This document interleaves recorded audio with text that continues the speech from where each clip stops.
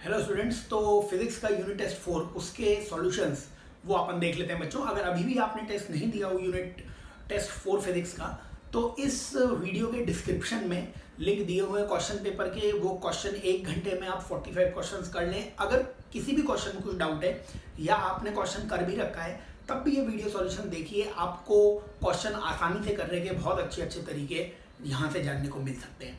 आइए बच्चों, question paper जो है वो सॉल्व करते हैं अपन। तो इसमें बच्चों फर्स्ट क्वेश्चन जो दिया हुआ है, फर्स्ट क्वेश्चन में दिया हुआ है कि angular acceleration of particle moving along a circular path with uniform speed. बच्चों स्पीड यूनिफॉर्म दे रखी है, स्पीड यूनिफॉर्म है, स्पीड को चेंज करता था टेंजेंशियल एक्सेलरेशन। अगर स्पीड यूनिफॉर्म है, चाल नियत है, तो स्पर्श रेखीय त्वरण 0 होगा। यानी स्पीड यूनिफॉर्म है ना, तो टेंजेंशियल एक्सेलरेशन 0 होगा बच्चों। और AT equals to alpha R होता था। और अगर तुम इस AT को 0 मानते हो तो अल्फा को भी कितना मानना पड़ेगा बच्चों? 0 मानना पड़ेगा। आर तो 0 हो नहीं सकता है, तो अल्फा ही 0 होगा, तभी 0 बराबर 0 आ जाएगा। तो इसलिए अपने को एंगुलर एक्सेलरेशन अल्फा पूछा हुआ था, वो 0 आ जाएगा। यानी फर्स्ट क्वेश्चन का आंसर बच्चों क्या आ जाएगा? सेकंड आ जाएगा फर्स्ट क्वेश्चन का आंसर। ठीक है, एंगुलर एक्सेलरेशन अल्फा पूछा था, 0 आ जाएगा वो। सेकंड क्वेश्चन बोला है बच्चों कि एक रस्सी की लेंथ दे रखी है आपको 0.1 मीटर। रस्सी की लेंथ है 0.1 मीटर और टेंशन की वैल्यू दे रखी है 200।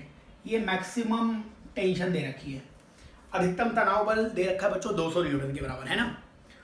और मास दिया गया है 200 ग्राम या 0.2 किलोग्राम। ग्राम है, उसको 1000 से डिवाइड कर दो तो 0.2 आ जाएगा। और हॉरिजॉन्टल सर्कल में घूम रहा है बच्चों ये सेकंड क्वेश्चन में घूम कैसे रहा है? हॉरिजॉन्टल, यानी क्षैतिज वृत्तीय गति है, हॉरिजॉन्टल सर्कुलर मोशन हो रहा है। तो बच्चों अपने को इसमें एंगुलर स्पीड बतानी है, तो हॉरिजॉन्टल सर्कुलर मोशन में तनाव बल का फॉर्मूला होता था बच्चों, टेंशन का फॉर्मूला होता है, सेंटर की तरफ T लगेगा, बाहर m ओमेगा स्क्वायर r लगेगा, बराबर कर दो। टेंशन की वैल्यू तुम्हें दे रखी है 200, मास बच्चों 0.2 है, ओमेगा स्क्वायर की वैल्यू तुम्हें पूछी गई है, r की वैल्यू 0.1 है। बच्चों ओमेगा स्क्वायर की वैल्यू यहाँ से निकाल सकते हो आप, ये 200 है, 0.2 और 0.1 नीचे आ जाएगा।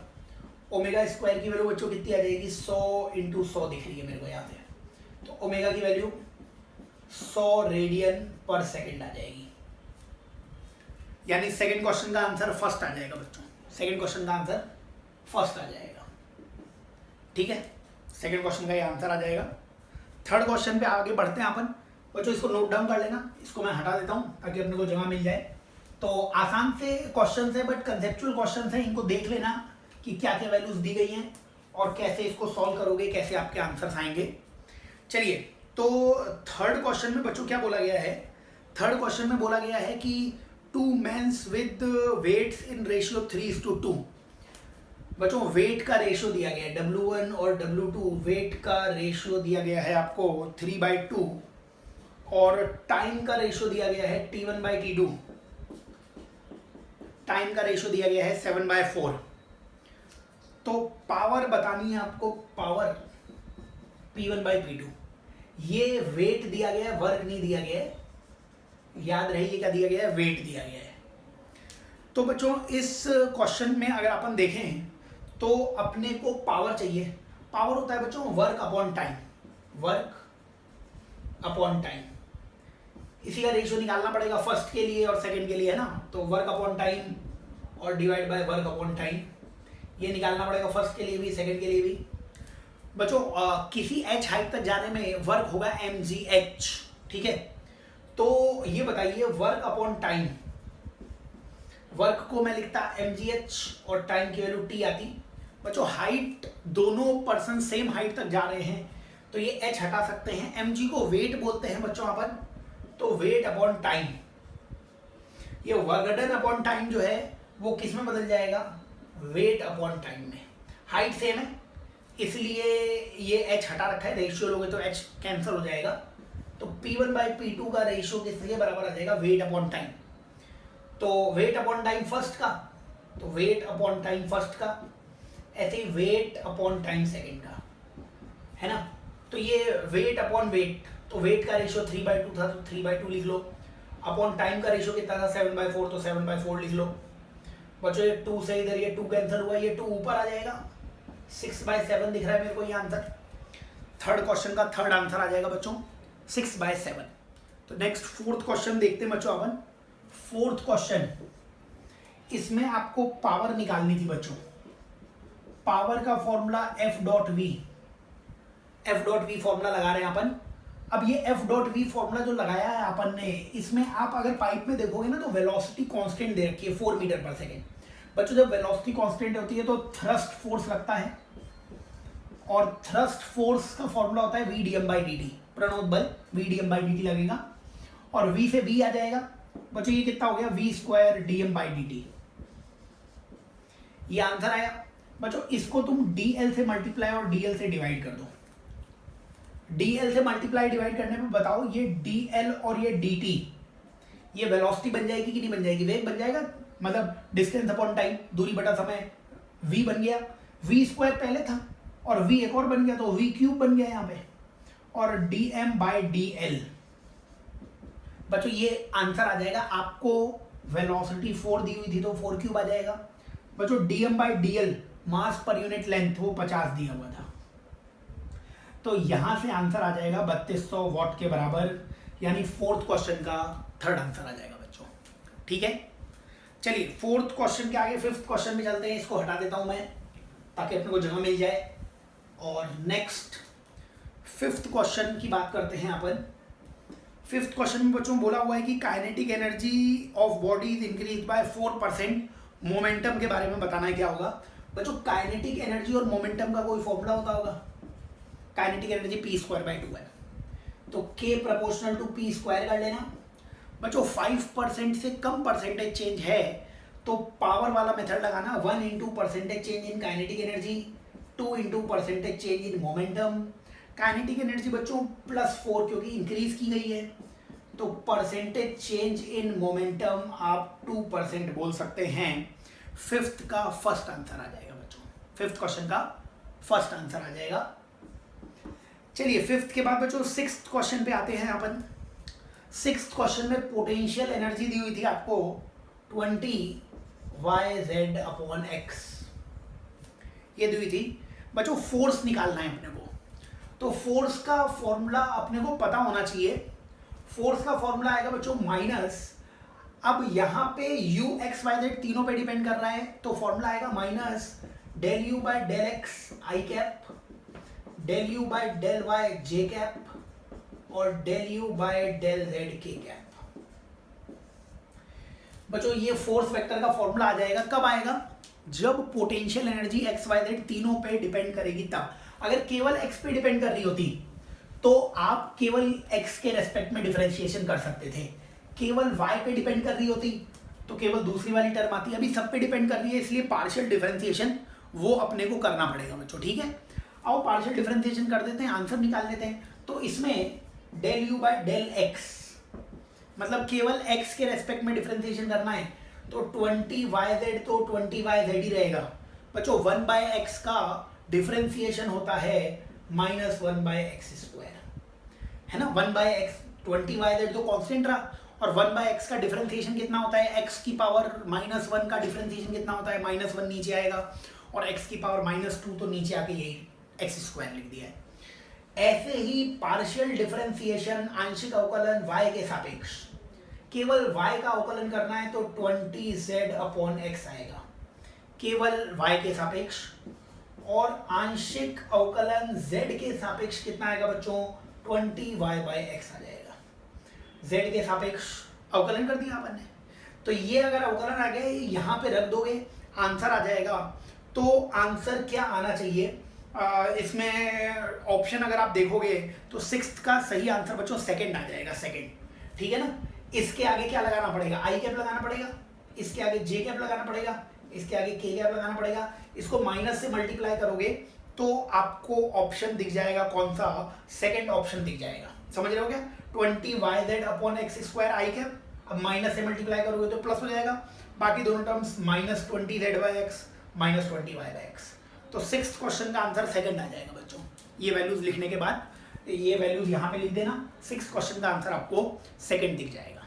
ठीक है, चलिए बच्चों 7th क्वेश्चन पे आते हैं। यहाँ पर 7th क्वेश्चन में बच्चों मास दिया हुआ है 1 किलोग्राम का, और इसमें टोटल मैकेनिकल एनर्जी दी हुई है। बच्चों मैकेनिकल एनर्जी का फॉर्मूला होता है kinetic energy plus potential energy.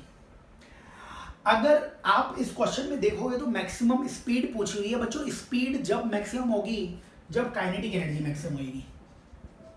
अगर काइनेटिक एनर्जी मैक्सिमम होगी उस समय पोटेंशियल एनर्जी को मिनिमम होना पड़ेगा, क्योंकि टोटल एनर्जी कांस्टेंट है ना, तो एक एनर्जी को बढ़ाओगे तो एक एनर्जी क्या हो जाएगी, डिक्रीज हो जाएगी। तो पहली इक्वेशन ये आ गई कि मैकेनिकल एनर्जी आपको 2 दे रखी है, काइनेटिक एनर्जी की मैक्सिमम वैल्यू कितनी होगी प्लस पोटेंशियल एनर्जी की मिनिमम वैल्यू कितनी होगी। बच्चों पोटेंशियल एनर्जी की मिनिमम वैल्यू आप निकाल सकते हो। आपको u की वैल्यू दे रखी है x⁴ माइनस x²/2। ये आपको u की वैल्यू दे रखी है। बच्चों ये बताओ, अगर आपको u को मिनिमम करना है तो किसी भी चीज को मिनिमम या मैक्सिमम करने के लिए उसका अवकलन, उसका डिफरेंशिएशन कितना करना पड़ता है बच्चों, 0 करना पड़ता है। बताओ x⁴/4 का डिफरेंशिएशन कितना हो जाएगा, 4x³/4 minus 2x/2 equals to 0। Differentiation कर दिया बच्चों, 4 से 4 कैंसिल, 2 से 2 कैंसिल, ये x³ माइनस x की वैल्यू आ जाएगी 0। x³ माइनस x की वैल्यू 0 आ गई, मतलब x कॉमन ले लेना तो x² माइनस 1 की वैल्यू 0 आ जाएगी। बच्चों x into x minus 1 x plus 1 इसकी वैल्यू 0 आ गई। यानी यहां से x की 3 वैल्यूज आ जाएंगी, या तो x 0 हो सकता है, या +1 हो सकता है, या -1 हो सकता है। बच्चों हमने क्या किया, यहाँ पे u की आपको वैल्यू दे रखी थी, और जो भी आपको पोटेंशियल एनर्जी की वैल्यू दे रखी थी उस पोटेंशियल एनर्जी की वैल्यू को आप डिफरेंशिएशन कर दीजिए। डिफरेंशिएशन को 0 कर दीजिए तो उसकी मिनिमम या मैक्सिमम वैल्यू मिल जाएगी। तो हमें u की जो वैल्यू दे रखी थी हमने उसका डिफरेंशिएशन किया, लेकिन उसको 0 करने पे हमें 3 वैल्यूज मिल गई x की। बच्चों ये जो 3 वैल्यूज मिली हैं x की, इनमें से किसी x की वैल्यू पे u मैक्सिमम होगा, और या फिर किसी वैल्यू पे u क्या होगा, मिनिमम होगा। तो या तो डबल डिफरेंशिएशन कर लो, या एक और तरीका बता देता हूं मैं आपको। बताओ बच्चों, जब x 0 है तो u की वैल्यू कितनी है, ये u का फॉर्मूला था, ये u का फॉर्मूला है। इसमें x 0 डालोगे तो u भी कितना आ जाएगा, 0। बच्चों अगर x की वैल्यू 1 रखोगे यहाँ पे तो u की वैल्यू कितनी आ जाएगी, 1/4 माइनस 1/2, 1/4 माइनस 1/2 मतलब -1/4। और बच्चों अगर तुम x की वैल्यू यहाँ -1 भी रखते हो तब भी फर्क नहीं पड़ेगा, क्योंकि -1 की पावर 4 भी 1 और -1 का स्क्वायर भी 1 ही आएगा। तो ये बताओ, जब मैंने u का डिफरेंशिएशन 0 किया तो मेरे को ये 3 वैल्यूज मिली। इन 3 वैल्यूज पे या तो u मैक्सिमम होगा या तो u मिनिमम होगा, लेकिन जब मैंने ये वैल्यूज यहाँ पे रखी तो u के ये 2 आंसर आए। इसमें छोटी वैल्यू ये दिख रही है आपको, यही u की मिनिमम वैल्यू आएगी, ये u की क्या हो जाएगी, मैक्सिमम वैल्यू। तो कोई आपसे पूछ लेता, बताइए u की मिनिमम वैल्यू कितनी है, -1/4। बताइए u की मैक्सिमम वैल्यू कितनी है, 0। u कब मैक्सिमम होगा, x = 0 पे। u कब मिनिमम होगा, +1 या -1 पे। ठीक है, अगर u की मिनिमम वैल्यू है तो इस इक्वेशन से, इसको अगर फर्स्ट इक्वेशन बोलूं मैं, तो इससे आंसर आ जाएगा 2 = kinetic energy maximum plus potential energy minimum. बताओ 2 = मैक्सिमम काइनेटिक एनर्जी कितनी होगी, मैक्सिमम काइनेटिक एनर्जी 12 mv²। मास की वैल्यू 1 दे रखी है क्वेश्चन में, plus potential energy minimum, minimum potential energy कितनी हो जाएगी, -1/4। और जो -1/4 इधर जाएगा तो 2 + 1/4 की वैल्यू v²/2 आ जाएगी। बच्चों इधर 4 और 2 8 और 1 कितना हो जाएगा, 9/4 की वैल्यू v²/2 आ जाएगी। v² की वैल्यू 9/2 आ जाएगी, और v की वैल्यू 3/√2 आ जाएगी। v की वैल्यू रूट लगाओगे तो 3/√2, 7th का 4th आंसर आ जाएगा बच्चों। ठीक है, बढ़िया सवाल है, और ये AIEEE में आ भी चुका है पहले, है ना। तो बढ़िया बढ़िया क्वेश्चंस हैं, आप इनको सॉल्व कर लीजिए। इसको हटा देता हूँ बच्चों मैं 7th क्वेश्चन, वीडियो पॉज करके पॉइंट्स देख लेना, रिवाइज कर लेना। वर्क पावर एनर्जी बहुत इंपॉर्टेंट टॉपिक है नीट के पॉइंट ऑफ व्यू से, है ना। चलिए इस क्वेश्चन को हटाते हैं अपन और बच्चों नेक्स्ट क्वेश्चन की तरफ बढ़ते हैं। नेक्स्ट है 8th क्वेश्चन, ठीक है। चलिए तो 8th क्वेश्चन अपन करते हैं बच्चों। 8th क्वेश्चन में पावर दी हुई है आपको। पावर क्या दी हुई है? 4 किलोवाट पावर दी हुई थी, 4 किलोवाट के बराबर। और जी है तो amount of water it can raise in 1 minute. तो पावर का फॉर्मूला बच्चों वर्क डन अपॉन टाइम लगा दो। पावर 4 × 10 की पावर 3 दे रखी है। पावर 4 × 10 की पावर 3। बच्चों वर्क को mgh और टाइम को t लिख सकते थे। मास ही पूछा है आपसे, है ना। तो मास m को m रहने दो, g की वैल्यू 10 है बच्चों। हाइट भी कितनी दे रखी है? 10 ही दे रखी है। और टाइम आपको दे रखा है कितना? 1 मिनट। 1 मिनट का मतलब 60 सेकेंड्स। बच्चों 1 0 से ये 1 0 कैंसिल कर देना। 6 इधर आएगा तो 2400 = m। बच्चों ये मास आ जाएगा अपने पास 2400 के बराबर। इतना मास बेसिकली ये क्या करने वाला है? लिफ्ट करने वाला है। इसलिए 8th क्वेश्चन का आंसर क्या आ जाएगा बच्चों? 8th क्वेश्चन का आंसर 4th आ जाएगा अपने पास, ठीक है। ये तो नेक्स्ट 9th क्वेश्चन पे जाते हैं अपन। और 8th क्वेश्चन में डाउट मत करना, किलोग्राम हो लीटर हो सेम ही आ जाएगा, वाटर है ये, ठीक है। 9th क्वेश्चन की तरफ चलते हैं बच्चों अपन। 9th क्वेश्चन में बोला हुआ है कि ब्लॉक ऑफ 5 किलोग्राम रेस्टिंग। तो बच्चों इनिशियल स्पीड 0 दे रखी है, मास कितना दे रखा है? 5 किलोग्राम का दे रखा है। बच्चों एंगल बताना है अपने को जिसमें फोर्स लगाएंगे हम, कितने का? 40 न्यूटन का। और फाइनल काइनेटिक एनर्जी आपको दे रखी है 80 जूल के बराबर। और ये मूव करेगा 4 मीटर से, तो डिस्प्लेसमेंट दे रखा है 4 मीटर का। तो बच्चों आप ये बताइए कि वर्क एनर्जी थ्योरम लगा दो। वर्क एनर्जी थ्योरम लगा दीजिए। वर्क डन 80 दिया हुआ है ना। और अच्छा वर्क डन 80 नहीं दिया हुआ है। वर्क डन को हम फोर्स इंटू F.S लिख सकते हैं। F.S का मतलब F into S into cos theta. F कितना है? 40, S कितना है? 4 इंटू कॉस थीटा। और K फाइनल की वैल्यू 80।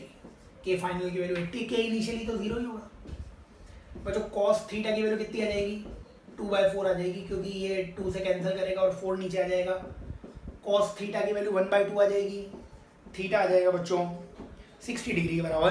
तो 9th का 3rd आंसर आ जाएगा बच्चों, ठीक है। 9th के बाद 10th क्वेश्चन।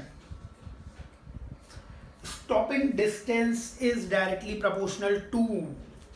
बच्चों स्टॉपिंग डिस्टेंस ये बताइए मेरे को। वर्क एनर्जी थ्योरम लगाओ। वर्क होता है K final minus K initial, और नोट्स में ये लिखवाया भी हुआ है आपको। बच्चों अपने से पूछा है स्टॉपिंग डिस्टेंस, तो इस वर्क को F.S लिख सकते थे आप, है ना। और फाइनली पार्टिकल रुक जाएगा तो फाइनल काइनेटिक एनर्जी 0 आ जाएगी, माइनस इनिशियल काइनेटिक एनर्जी लिख सकते थे। बच्चों ये वर्क भी माइनस में ही आएगा। वर्क भी माइनस में क्यों आएगा? पार्टिकल रुकेगा कैसे? आगे भाग रहा होगा ऑब्जेक्ट और खींचेंगे हम उसे पीछे, तभी तो रुकेगा ना, है ना। तो F और S अपोजिट डायरेक्शन में होंगे तभी तो रुकेगा वो। इसलिए यहाँ पे माइनस दोनों तरफ कैंसिल हो जाएंगे और बचेगा क्या यहाँ पे? Force into displacement equals to kinetic energy, मतलब 12 mv²। तो बच्चों ये बताओ मेरे को कि क्या ये SV² के प्रोपोर्शनल बोला जा सकता है? इसीलिए आंसर आ जाएगा 10th का फर्स्ट बच्चों। स्टॉपिंग डिस्टेंस किसके प्रोपोर्शनल हो जाएगी? वेलोसिटी के स्क्वायर के, जो इंपॉर्टेंट रिजल्ट है जिस पे एग्जाम में भी काफ़ी क्वेश्चंस आ चुके हैं, ठीक है। चलिए इसको हटा देते हैं अपन। 10th तक ये डिस्कशन हो चुका है, तो आप वीडियो को पॉज करके सारे सॉल्यूशंस देख लेना।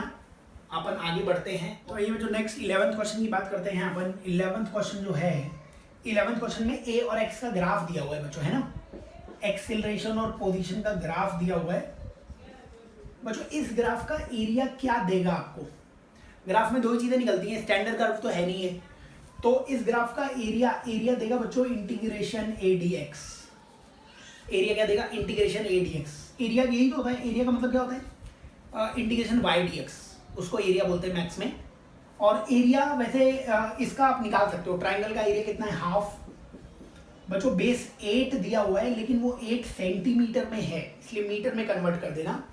हाइट एक्सेलरेशन भी 20 सेंटीमीटर में था, उसको भी मीटर में कन्वर्ट कर देना।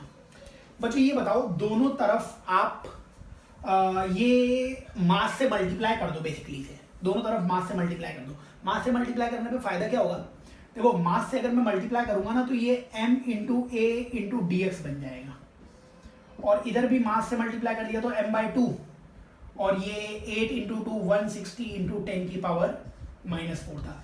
बच्चों ये बताओ, क्या ये f into D x work done हो गया, वर्कडन ही तो पूछा था आपसे। बस मास की वैल्यू 5 और ये कितना हो जाएगा बच्चों, 80 हो जाएगा, तो 80 इंटू 10 की पावर -4। बच्चों 5 इंटू 80 400 हो जाएगा, 400 इंटू 10 की पावर -4 या 4 इंटू 10 की पावर -2 जूल। यानी 11th क्वेश्चन का आंसर फर्स्ट आ जाएगा बच्चों, 11th क्वेश्चन का आंसर फर्स्ट आ जाएगा। चलिए 11th क्वेश्चन के आगे अपन बढ़ते हैं बच्चों। 12th क्वेश्चन थ्योरेटिकल क्वेश्चन है बच्चों कि कंजर्वेटिव फोर्स कौन सा नहीं है बच्चों, friction force. Friction non conservative है, इसीलिए फ्रिक्शन में पोटेंशियल एनर्जी डिफाइंड नहीं होती है, मैकेनिकल एनर्जी भी कंजर्व नहीं रहती है। याद करना है, ये कंसेप्चुअल क्वेश्चन है, फ्रिक्शन कंजर्वेटिव फोर्स नहीं है बच्चों।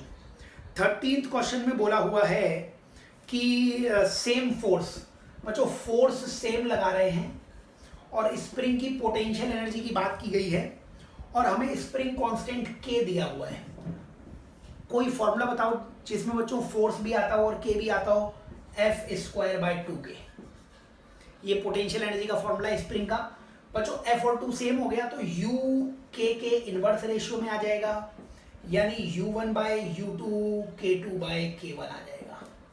K2/K1 मतलब 2000/1000, यानी बच्चों 2/1 13th का थर्ड आंसर आ जाएगा बच्चों। ठीक है, नेक्स्ट 14th क्वेश्चन कर लेते हैं बच्चों अपन। 14th क्वेश्चन में क्योंकि फोर्स चेंज हो रहा है तो वर्क डन का फॉर्मूला आप integration F into D x लिख देना बच्चों, और x 4 से -2 तक चेंज होगा, 4 से -2 तक लिख देना बच्चों। फोर्स क्या लिखा हुआ है 3x², और dx की वैल्यू कितनी दे रखी है, dx तो dx ही रहेगा, लिमिट 4 से -2 तक की लगा देना बच्चों।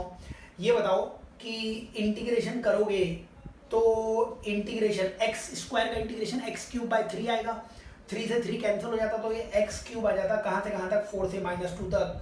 फिर लिमिट लगाओगे, -2 रखोगे तो वो -8 आ जाएगा, -4 रखोगे तो 64 आ जाएगा, और 64 और 8 कितना होगा 72, वो भी माइनस में आएगा, -72 मतलब 14th का बच्चों फर्स्ट आंसर आ जाएगा। ठीक है, चलिए 14th क्वेश्चन के आगे बढ़ते हैं, इसको हटा देता हूं मैं, आप वीडियो पॉज करके सॉल्यूशंस देख लेना। और 14th क्वेश्चन के आगे अपन 15th क्वेश्चन उस तक बढ़ते हैं। चलिए बच्चों 15th क्वेश्चन में बोला हुआ है फोर्स दिया हुआ है आपको kxi, फोर्स दिया हुआ है kxi, k कांस्टेंट है and x is position of particle on x axis पे पोजीशन है। Kinetic energy gained by particle x = 0 से 2 तक। आपको काइनेटिक एनर्जी कितनी गेन करेगा ये बताना है अपने को। ठीक है, तो बच्चों ये बताओ, वर्क एनर्जी थ्योरम, वर्क निकाल लो, वही चेंज इन काइनेटिक एनर्जी होगा, तो work done integration F into D x लिख सकते हो। फोर्स बच्चों kx में है ना, मतलब x डायरेक्शन में फोर्स है तो dx को भी dx लगा दिए, यहाँ पे डॉट वॉट लगाने की जरूरत नहीं है क्योंकि एक ही डायरेक्शन का फोर्स है, तो dx भी उसी डायरेक्शन का है। लिमिट लगाएंगे इसलिए आपको डायरेक्शन नहीं देखनी, अपने आप आंसर आएगा। ठीक है, तो बता दो मेरे को, इससे आंसर कुछ आ जाएगा आपके पास। k तो बाहर आ गया और x का x²/2 आ जाएगा बच्चों, और x की वैल्यू जब 2 रखोगे तो 2 का स्क्वायर अपॉन 2 यानी 2k आ जाएगा बच्चों। बस यही आंसर है। यही क्यों आंसर है, क्योंकि वर्क डन होता है चेंज इन काइनेटिक एनर्जी, तो इतनी ही काइनेटिक एनर्जी गेन करेगा वो। 15th का थर्ड आंसर आ जाएगा बच्चों। ठीक है, 15th के बाद क्वेश्चन नंबर 16th का आंसर बच्चों अपने को बोलना है। तो 16th क्वेश्चन में याद रखना है बच्चों, जब भी इनिशियल वेलोसिटी 0 होती है और पार्टिकल को रिलीज किया जाता है और वो L distance downward vertically downward चलता है, तो फाइनल वेलोसिटी उसकी √2gl हो जाती है। इसको एनर्जी कंजर्वेशन से बता सकते हो आप, बट स्टैंडर्ड रिजल्ट है, याद ही होगा सबको। तो h नीचे आने पर वेलोसिटी √2gh हो जाती है, ऐसे l नीचे आने पर वेलोसिटी √2gl हो जाएगी। तो 15th क्वेश्चन का आंसर कितना हो जाएगा, मतलब 16th क्वेश्चन का आंसर बच्चों, 16th क्वेश्चन का आंसर क्या हो जाएगा, सेकंड। 16th क्वेश्चन का आंसर सेकंड आ जाएगा। एनर्जी कंजर्वेशन से भी निकाल सकते हो, बट स्टैंडर्ड रिजल्ट है एच नीचे गिरने पे पार्टिकल को मैंने ड्रॉप कर दिया, वो पाथ कैसा भी हो, सर्कुलर मोशन नहीं, कैसा भी पाथ हो, पार्टिकल को ड्रॉप करोगे तो पाथ कैसा भी हो, अगर वर्टिकली वो एच नीचे आया है तो स्पीड √2gh हो जाएगी, है ना। तो वही इसमें स्पीड ही निकालनी है, डायरेक्शन तो पाथ पे डिपेंड करेगी, बट स्पीड √2gh हो जाएगी। बच्चों 16th के बाद 17th क्वेश्चन में body crosses top most point of vertical with critical speed. बच्चों सर्कुलर मोशन में हाईएस्ट पॉइंट पे क्रिटिकल स्पीड, क्रांतिक चाल हाईएस्ट पॉइंट पे √gl होती है बच्चों। What will B it's centripetal acceleration when the string is horizontal. बच्चों सेंटर का एक्सेलरेशन बताना है जब स्ट्रिंग हॉरिजॉन्टल हो गया। अब रस्सी हॉरिजॉन्टल हो गई तो यहाँ पे वेलोसिटी √3gl हो जाएगी बच्चों। वेलोसिटी कितनी हो जाएगी, √3gl हो जाएगी, समझ रहे हो बच्चों। सेंटर की तरफ फोर्स Fc लगेगा और सेंट्रीपिटल फोर्स वो mv²/r हो जाएगा, या फिर सेंट्रीपिटल एक्सेलरेशन v²/r हो जाएगा। v² की वैल्यू कितनी है बच्चों, 3gl, और रेडियस मैंने l ही मानी हुई है, समझ रहे हो आप लोग। तो वेलोसिटी का स्क्वायर रूट हट जाएगा, l से l कैंसिल कर देना। सेंट्रीपिटल एक्सेलरेशन जब रस्सी हॉरिजॉन्टल हो जाएगी तो बच्चों थर्ड इस क्वेश्चन का आंसर आ जाएगा, सेंट्रीपिटल एक्सेलरेशन 3g हो जाएगा 17th क्वेश्चन में, ठीक है। चलिए इसको हटा देता हूं मैं और 17th क्वेश्चन से आगे बढ़ते हैं अपन और 18th क्वेश्चन की तरफ आते हैं। 18th क्वेश्चन में बच्चों बोला हुआ है कि सिंपल पेंडुलम है, मास m का, लेंथ l का, और release from horizontal position. Then what will be the tension in the string at lowermost point पे टेंशन बतानी है बच्चों। ये तो सब स्टैंडर्ड रिजल्ट्स वाले क्वेश्चन हैं। बताओ टेंशन जब यहां से रिलीज किया है अपन ने, याद करना है बच्चों, नीचे आने पे हर 90 डिग्री पे टेंशन 3 mg से बढ़ती है। रिलीज करना मतलब यहाँ पे टेंशन 0 थी, यहाँ पे टेंशन बच्चों 3 mg हो जाएगी। नीचे आने पे टेंशन बढ़ती है 3 mg से, ऊपर जाने पे टेंशन 3 mg से डिक्रीज होती, और इक्वेशन लगा के भी कर सकते हो, बट स्टैंडर्ड रिजल्ट है तो ये तो याद ही होना चाहिए आपको। 18th के आगे 19th क्वेश्चन में क्या बोला हुआ है बच्चों कि पार्टिकल की रेडियस दे रखी है 25 सेंटीमीटर। इसको 100 से डिवाइड कर देना बच्चों, 1/4 मीटर इसकी रेडियस मान लेना बच्चों। 2 रेवोल्यूशन पर सेकेंड, ये रेवोल्यूशन पर सेकेंड बच्चों फ्रीक्वेंसी होती है। फ्रीक्वेंसी से ओमेगा निकाल लेना बच्चों, ओमेगा होता है 2πf, 2π और f की वैल्यू 2 है, ओमेगा बच्चों 4π रेडियन पर सेकेंड के बराबर आ जाएगा। ओमेगा की वैल्यू 2π रेडियन पर सेकेंड। और अगर ये ओमेगा आ गया है तो बच्चों AC की वैल्यू आप ओमेगा² से निकाल लो। ओमेगा स्क्वायर मतलब 4π का स्क्वायर और रेडियस 1/4, तो बच्चों 16π²/4 या 4π²।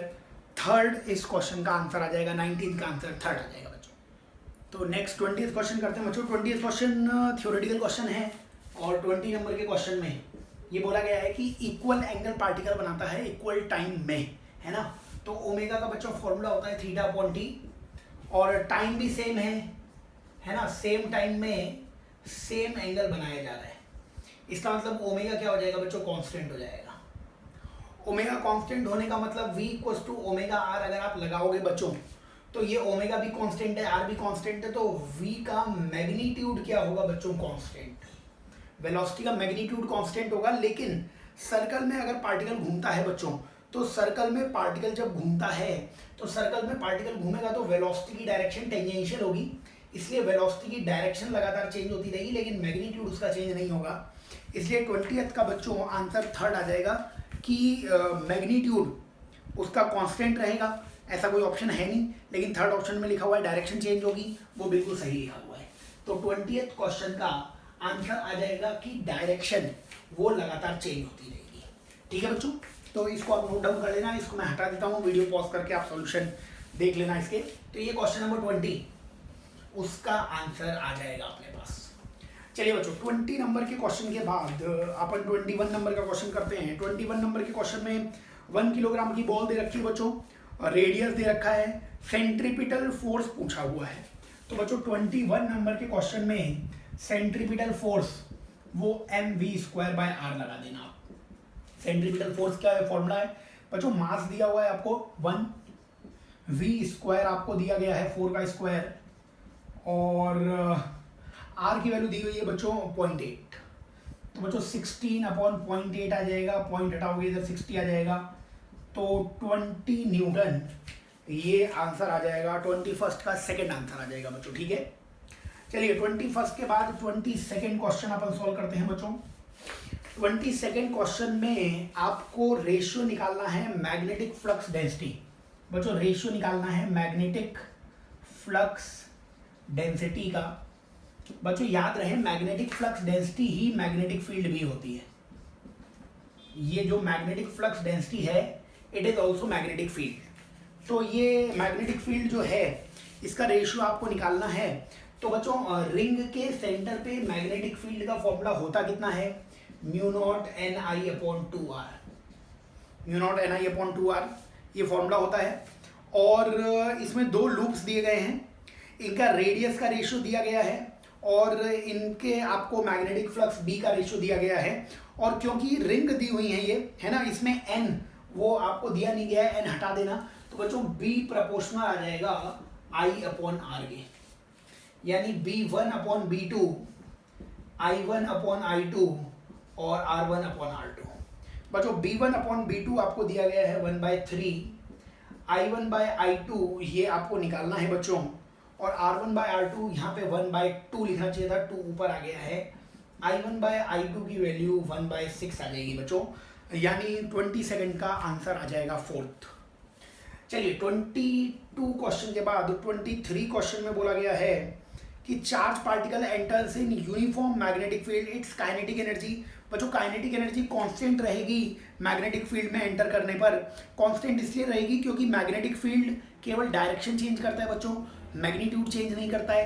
काइनेटिक एनर्जी ½ mv² ही रहेगी। तो 23rd क्वेश्चन में ½ mv², ये v बच्चों स्पीड होती है, और स्पीड कांस्टेंट रहती है मैग्नेटिक फील्ड में, क्योंकि मैग्नेटिक फील्ड का फोर्स वेलोसिटी के परपेंडिकुलर लगता है बच्चों। फोर्स जो होता है ना, वो QV×B होता है, तो वो फोर्स वेलोसिटी के परपेंडिकुलर लगेगा, इसलिए वेलोसिटी की डायरेक्शन जरूर चेंज होगी, बट मैग्नीट्यूड सेम रहेगा। मैग्नीट्यूड सेम रहेगा तो काइनेटिक एनर्जी बच्चों कांस्टेंट रह जाएगी। 23rd क्वेश्चन का आंसर आ जाएगा फर्स्ट बच्चों। 23rd क्वेश्चन का आंसर फर्स्ट आ जाएगा। ठीक है, 23rd के बाद 24th क्वेश्चन बच्चों, इलेक्ट्रॉन मास m है, काइनेटिक एनर्जी E है, मैग्नेटिक फील्ड B में एंटर कर रहा है, फ्रीक्वेंसी वो बतानी है अपने को बच्चों। इसके तो स्टैंडर्ड फॉर्मूला है वैसे तो, और टाइम पीरियड का फॉर्मूला अगर आपको याद हो 2πm/qb, ये टाइम पीरियड का फॉर्मूला होता था। तो फ्रीक्वेंसी का फॉर्मूला, वो फ्रीक्वेंसी का फॉर्मूला आप निकाल सकते थे। फ्रीक्वेंसी 1 बाय टाइम पीरियड होती है या 1/f होती है, तो QB/2πm, QB/2πm। Q की वैल्यू बच्चों इलेक्ट्रॉन है तो EB/2πm आ जाएगी। तो 24th का बच्चों थर्ड आंसर आ जाएगा। 24th क्वेश्चन का आंसर थर्ड आ जाएगा। चलिए 24th क्वेश्चन के आगे हम ये इसको हटा देते हैं और आगे फिर सॉल्यूशन देखते हैं। तो मैग्नेटिक फील्ड के क्वेश्चंस चालू हो चुके हैं, और magnetic field MEC important topic है नीट के लिए, इसको बच्चों अच्छे से देखें ताकि क्वेश्चंस आप आसानी से सॉल्व कर पाएं। तो ये हो जाएगा 24th क्वेश्चन। ठीक है, 25th क्वेश्चन पे आते हैं बच्चों। 25th क्वेश्चन में बोला गया है प्रोटॉन, न्यूट्रॉन और alpha particle accelerated by same potential.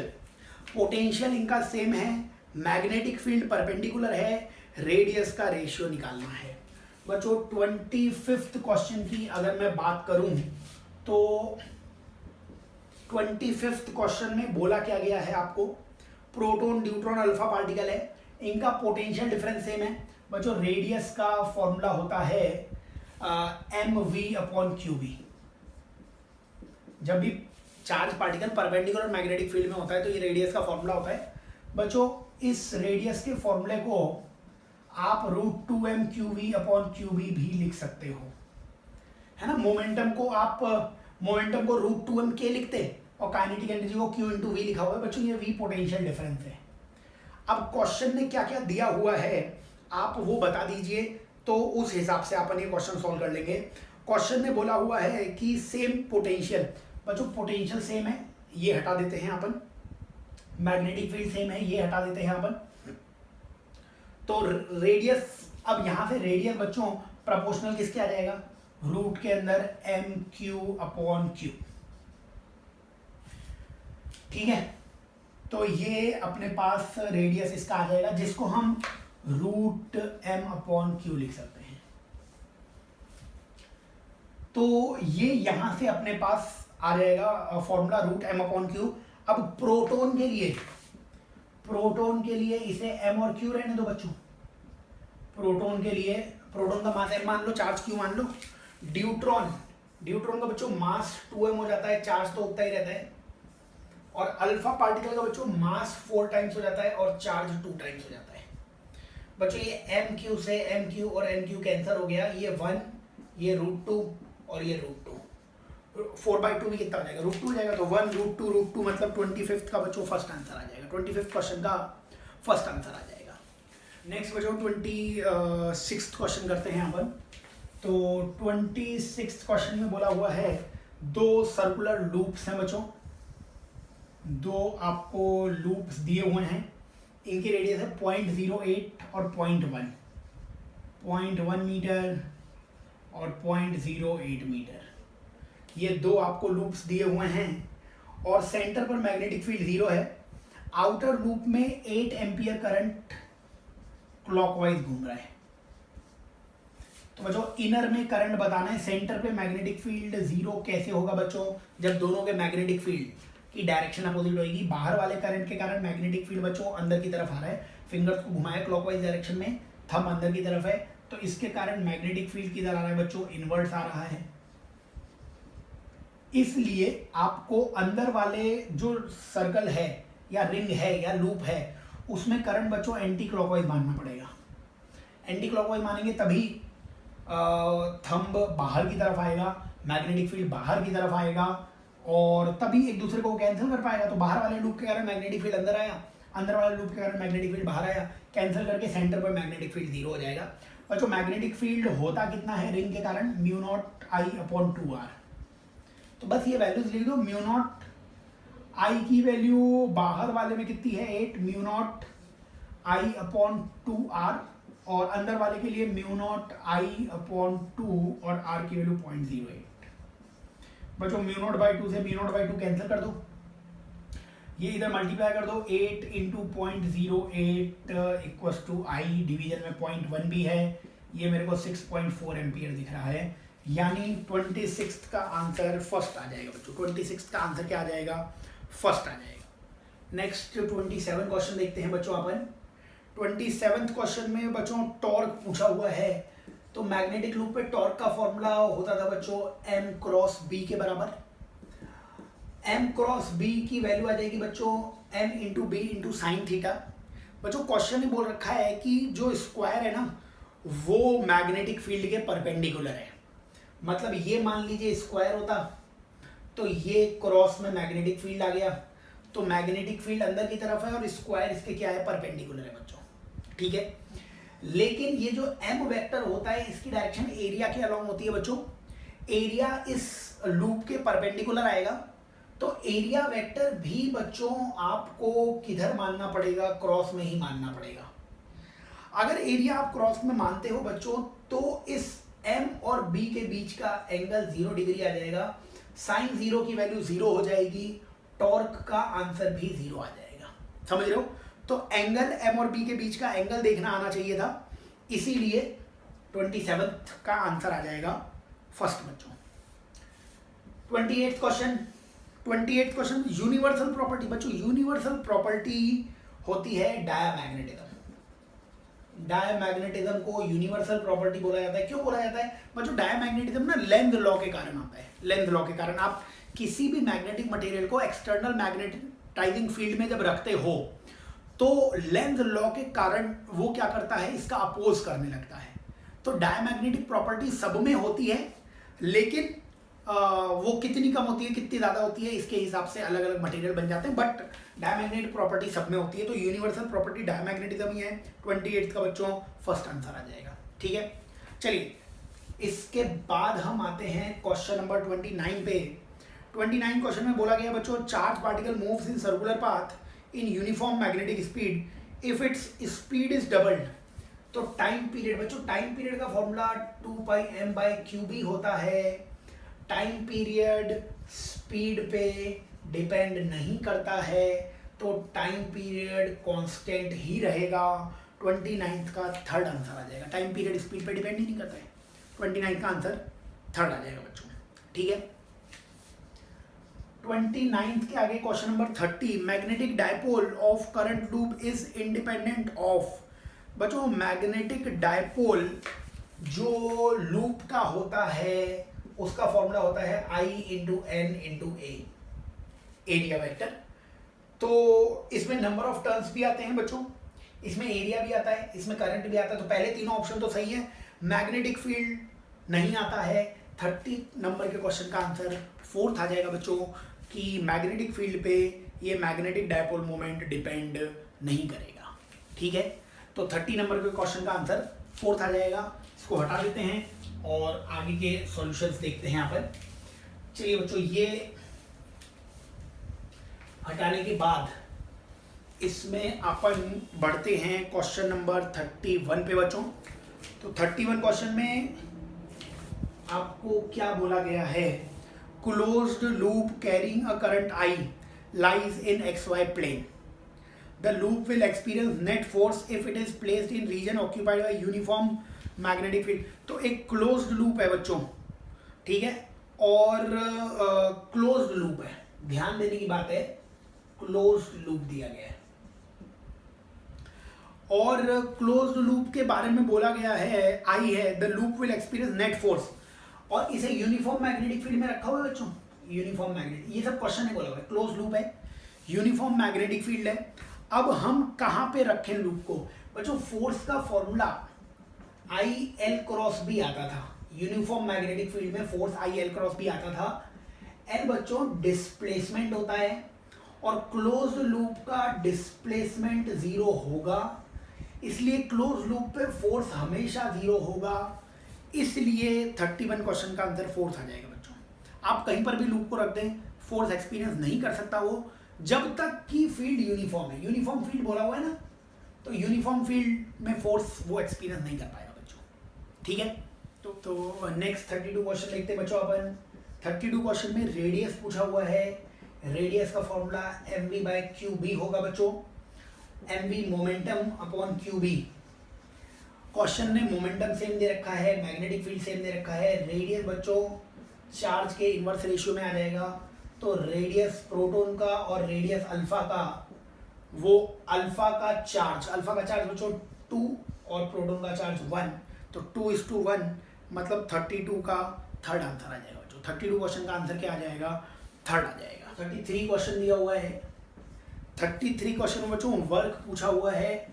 Work का फॉर्मूला होता है mb cos θ1 माइनस cos θ2। बच्चों θ1 θ2 m और b के बीच का एंगल होता है ना, ये angle between m vector and b vector, m और b वेक्टर के बीच का एंगल होता है बच्चों। क्वेश्चन पढ़ोगे तो शुरुआत में अनस्टेबल इक्विलिब्रियम है, मतलब m और b के बीच का एंगल शुरुआत में 180 डिग्री है, तो ये तो θ1 हो गया बच्चों। बाद में इसे थीटा एंगल से घुमा दिया, तो m और b, अब शुरुआत में भी ऐसे था, इसे थीटा एंगल से घुमा दिया, थीटा से घुमा दोगे तो m और b के बीच का एंगल 180 माइनस थीटा हो जाएगा। इसी को बच्चों θ2 कहना है अपने को। ठीक है, इसमें वैल्यूज में फॉर्मूले में आप वैल्यूज रख दो, mb cos θ1 cos theta 1 minus cos theta 2, बस ये आंसर आ जाएगा। एम बी बच्चों कॉस 180 कितना होता है, कॉस 180 माइनस 1 आ जाएगा, और cos 180 minus theta minus cos theta होता था, तो माइनस माइनस प्लस हो गया, यहाँ से माइनस कॉमन ले लो तो M B 1 minus cos theta, यानी 33 का आंसर फर्स्ट आ जाएगा बच्चों। 33 क्वेश्चन का आंसर वो क्या आ जाएगा, फर्स्ट आ जाएगा। 33 क्वेश्चन का आंसर फर्स्ट आ जाएगा, minus M B 1 minus cos theta. तो बच्चों नेक्स्ट 34th क्वेश्चन, ये अपने से बोला गया magnetic field current carrying link, जो करंट कैरिंग रिंग है, इसमें आपको एक्सिस पर x डिस्टेंस, इसके रेडियस r मान लो, और x डिस्टेंस पर मैग्नेटिक फील्ड वो दिया हुआ है। बच्चों एक्सिस पर मैग्नेटिक फील्ड अगर मैं b मानूं तो उसकी वैल्यू होती थी b नॉट और 1 प्लस एन स्क्वायर की पावर 3/2, स्टैंडर्ड फॉर्मूला है। यहाँ पे x की वैल्यू nr होती थी बच्चों। तो पहले x की वैल्यू आप देख लो, x की वैल्यू आपको कितनी दी गई है, 4 दी गई है, r की वैल्यू 3 दी गई है, तो n की जगह आप 4/3 लिख सकते हो। बच्चों एक्सिस पर मैग्नेटिक फील्ड b तुम्हें कैलकुलेट करना था। अच्छा, एक्सिस पर तो मैग्नेटिक फील्ड आपको दिया गया है 54 है ना, तो एक्सिस पर मैग्नेटिक फील्ड 54 इंटू 10 की पावर -6, बी नॉट सेंटर पर मैग्नेटिक फील्ड वो कैलकुलेट करना था, और 1 प्लस एन स्क्वायर, इसका स्क्वायर कितना हो जाएगा, और 16/9 की पावर 3/2। बस इसको सॉल्व करने से आंसर आ जाएगा अपने पास। सॉल्व भी कर देता हूँ मैं इसे, तो इसको अपन सॉल्व करते हैं, इसको हटा देता हूँ मैं।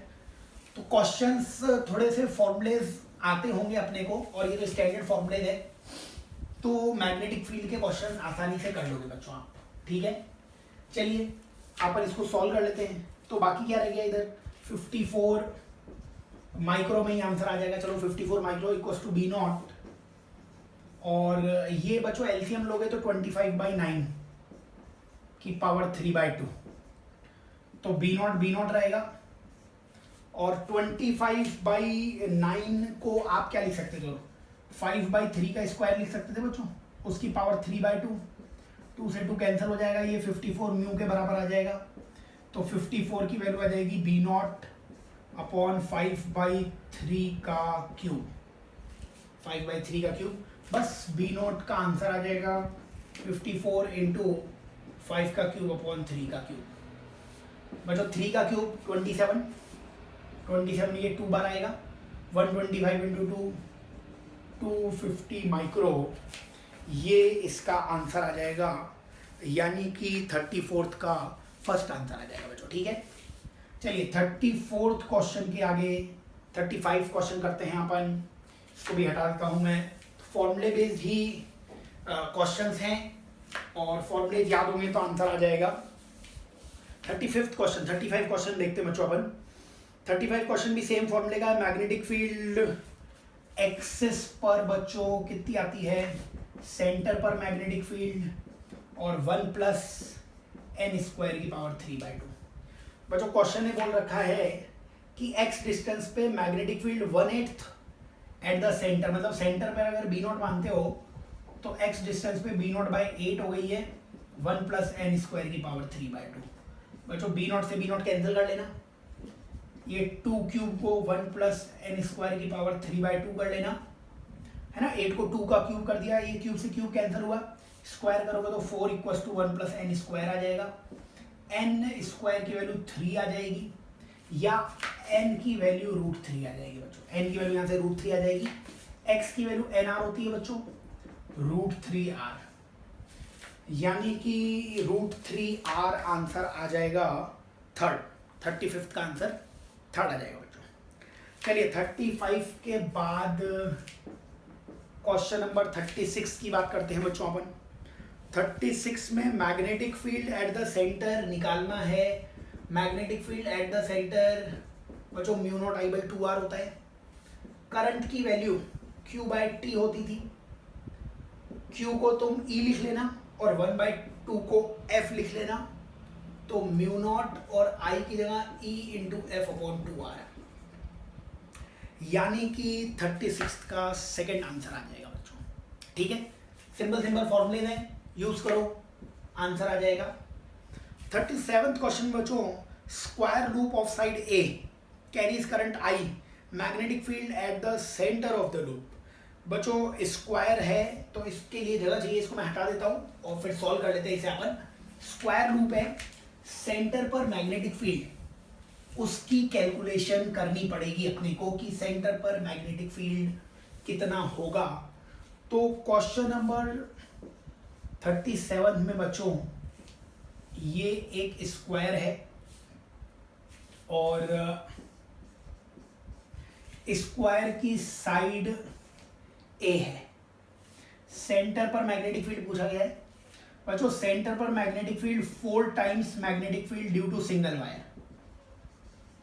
बच्चों जो भी एक वायर है, इस एक वायर का मैग्नेटिक फील्ड निकाल के 4 टाइम्स कर दो। एक वायर का मैग्नेटिक फील्ड निकालने के लिए ये परपेंडिकुलर डिस्टेंस a/2 आ जाएगी।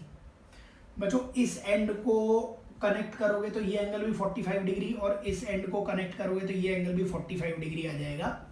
तो मैग्नेटिक फील्ड 4 टाइम्स, बताओ एक वायर का मैग्नेटिक फील्ड कितना होता था? स्ट्रेट वायर का मैग्नेटिक फील्ड μ0 I/4πd, डी की वैल्यू a/2 और sin 45 प्लस sin 45। बच्चों ये इस क्वेश्चन का आंसर आ जाएगा अपने पास, ठीक है। 4 से 4 तो कैंसिल हो गया, ये 2 ऊपर आ जाएगा तो 2 μ0 I/πa और sin 45 1/√2 1/√2 2/√2 हो जाएगा बच्चों।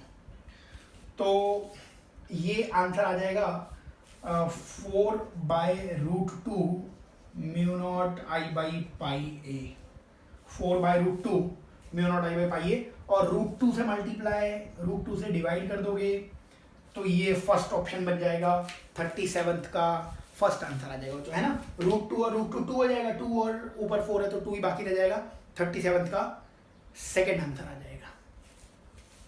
चलिए 37 के बाद बच्चों 38 क्वेश्चन में magnetic field at point O point पर मैग्नेटिक फील्ड निकालना है। ये ओ पॉइंट है, ये करंट आ रहा है बच्चों इधर, है ना। ये ऐसे इस तरीके से कुछ दिया हुआ है आपको, ये एंगल फाई दिया हुआ है बच्चों। इसका मैग्नेटिक फील्ड ओ पे 0 आएगा क्योंकि इस करंट के एक्सिस पर ही है ये और इसके भी एक्सिस पर ही है ये, इसके कारण भी मैग्नेटिक फील्ड 0 ही आएगा बच्चों। केवल इस आर्क के कारण आपको मैग्नेटिक फील्ड निकालना पड़ेगा। आर्क के मैग्नेटिक फील्ड का तो फॉर्मूला होता है डायरेक्टली θ/2π और μ0 I/2r। थीटा की जगह फाई है तो फाई μ0 I/4πr, आर की जगह ये x दिया हुआ है तो आंसर आएगा μ0 I/4πx। 38 का सेकेंड आंसर आ जाएगा बच्चों, ठीक है। इस वायर का मैग्नेटिक फील्ड 0 क्योंकि सेंटर से गुजर रहा है, इस वायर का भी मैग्नेटिक फील्ड 0 क्योंकि सेंटर से गुजर रहा है ये, और 38 का सेकेंड आंसर आ जाएगा। चलिए बच्चों 38 क्वेश्चन के आगे वाले क्वेश्चन सॉल्व करते हैं अपन। तो पेपर को पहले सॉल्व कर लें अच्छे से, उसके बाद ये सब क्वेश्चंस में कुछ डाउट है तो सॉल्यूशंस वो भी देख लेना बच्चों। 39th क्वेश्चन में cylindrical long wire carries current I uniformly distributed over cross section area, magnetic field at a distance x from the surface inside the wire. बच्चों एक ये सिलेंडर है, ठीक है, और इस सिलेंडर की अगर मैं बात करूं ना तो इस सिलेंडर में आई करंट दिया हुआ है। इसको सामने से देख रहे हैं अपन, इसकी रेडियस r दे रखी है, इसको सामने से देख रहे हैं अपन, और क्वेश्चन में दे रखा है सरफेस से x अंदर, इस पॉइंट पे मैग्नेटिक फील्ड निकालना है बच्चों। तो डायरेक्टली फॉर्मूला भी है वैसे तो, ये सिलेंडर है तो यहाँ पे आप सेंटर से डिस्टेंस इसकी निकालते हैं तो वो कैपिटल R माइनस एक्स आ जाती। सेंटर से डिस्टेंस निकालते कितनी आ जाती? कैपिटल R माइनस एक्स आ जाती। बच्चों अगर कैपिटल R माइनस एक्स आई है तो या तो आप इसका डेरिवेशन करना चाहो तो एम्पियर्स लॉ लगा दो, और डेरिवेशन कर ही लेते हैं। एम्पियर्स लॉ बच्चों इंटीग्रेशन B.dl वो μ0 I इनके बराबर होती है बच्चों। मैग्नेटिक फील्ड B.dl बच्चों ये जो डिस्टेंस है यही एम्पियर लूप है, यही एम्पियर लूप लिया हुआ है जिस पॉइंट पे मैग्नेटिक फील्ड निकालना है। इसकी लेंथ बच्चों 2 पाई और r माइनस एक्स, 2 पाई और ये लेंथ कितनी हो जाएगी, 2 पाई r माइनस एक्स हो जाएगी, इक्वल टू म्यू नॉट और आई इन। बच्चों इस सिलेंडर के अंदर करंट कितना आएगा वो आप निकाल सकते हो। बच्चों टोटल एरिया कितना था, पाई आर स्क्वायर, तो पाई आर स्क्वायर में करंट कितना है, आई है, तो 1 एरिया में करंट कितना होगा, आई बाई पाई आर स्क्वायर। तो बच्चों केवल इस एरिया में करंट कितना होगा, पाई आर माइनस एक्स का स्क्वायर। पाई से पाई कैंसिल कर सकते हो। याद करना है अपने को कि अपने को करंट चाहिए था, इस छोटे से एरिया में करंट कितना आएगा, कितना आएगा छोटे से एरिया में करंट, तो पाई आर स्क्वायर में करंट आई आया, तो 1 में करंट कितना आएगा, आई अपॉन पाई आर स्क्वायर। तो 1 एरिया में इतना करंट है, तो दिए गए एरिया में कितना करंट आएगा, दिए गए एरिया में कितना करंट आएगा उस एरिया से मल्टीप्लाई कर दिया बच्चों। तो यही आई इन की वैल्यू है, कितनी आई इन की value, I into R minus X का स्क्वायर अपॉन आर स्क्वायर। तो एक r माइनस एक्स से ये r माइनस एक्स कैंसिल हो जाएगा, मैग्नेटिक फील्ड की वैल्यू आ जाएगी mu naught I r minus X upon 2 pi R square. यानी क्वेश्चन नंबर 39 का बच्चों सेकंड आंसर आ जाएगा mu naught I r minus X upon 2 pi R square. ठीक है, सेकंड इस क्वेश्चन का आंसर आ जाएगा 39 क्वेश्चन का। बच्चों 40 नंबर का क्वेश्चन करते हैं अपन।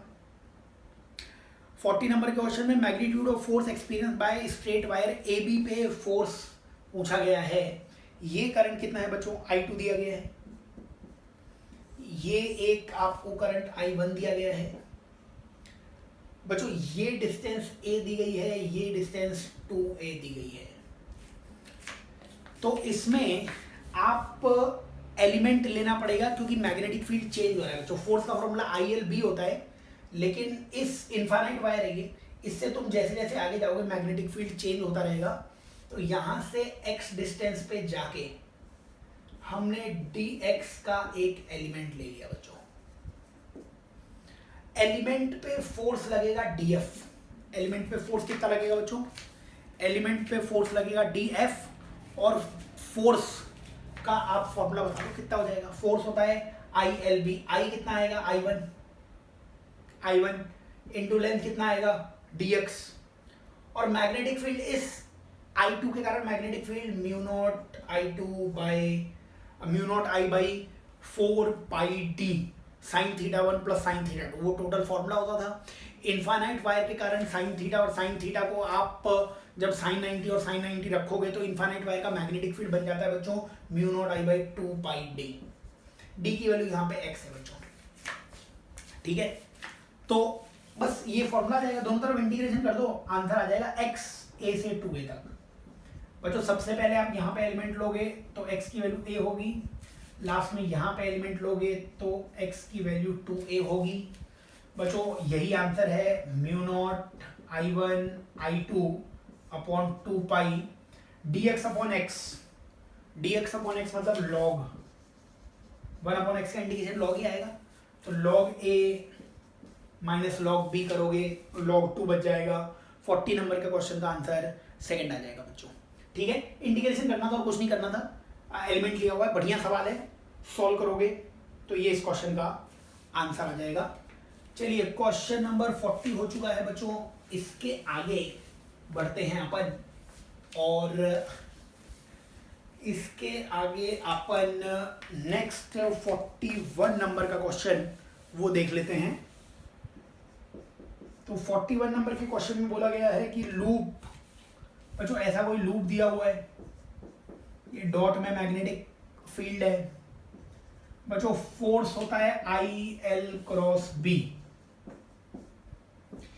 बच्चों फिजिक्स में केवल क्रॉस प्रोडक्ट की डायरेक्शन होती है, हमेशा फर्स्ट वेक्टर के अलोंग आप थंब को रख दिया करिए, थंब को, सेकंड वेक्टर वो फिंगर्स के अलोंग रख दिया करिए, और हमेशा जो इनका रिजल्टेंट है वो पाम के परपेंडिकुलर आ जाएगा। तो कोई ज्यादा रूल नहीं, लेंज लॉ और ऊटपटांग फ्लेमिंग्स लॉ वो लगा रहे हो आप, पूरी फिजिक्स में A क्रॉस B की डायरेक्शन एक से ही निकाल सकते हो आप। पहली वेक्टर की डायरेक्शन में थंब को रखना है, दूसरे वेक्टर की डायरेक्शन में फिंगर्स को रखना है, पाम के परपेंडिकुलर जो भी तीसरा वेक्टर है उसकी डायरेक्शन आ जाएगी। जैसे यहाँ पे एल क्रॉस बी की मैं बात करूँ तो करंट की डायरेक्शन वही लेंथ की डायरेक्शन आ जाएगी। तो करंट इधर था, बी बच्चों की इधर था, बी डॉट में है, डॉट मतलब बाहर की तरफ आ रहा है, तो फिंगर्स बाहर की तरफ हैं और थंब इधर है, फोर्स नीचे की तरफ लग रहा है बच्चों। यहाँ पे फोर्स ना नीचे की तरफ लगेगा, मतलब कंप्रेस हो जाएगा।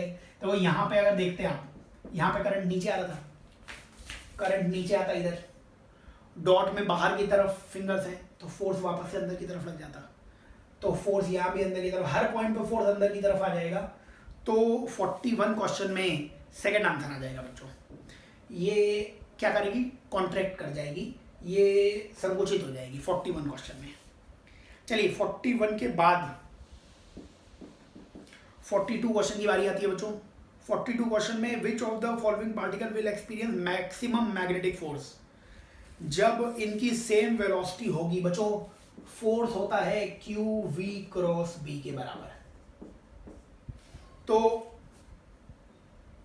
क्यू वी क्रॉस बी के बराबर है ना, तो वेलोसिटी सेम है बच्चों, और वेलोसिटी सेम है, मैग्नेटिक फील्ड भी क्या हो जाएगा, सेम हो जाएगा।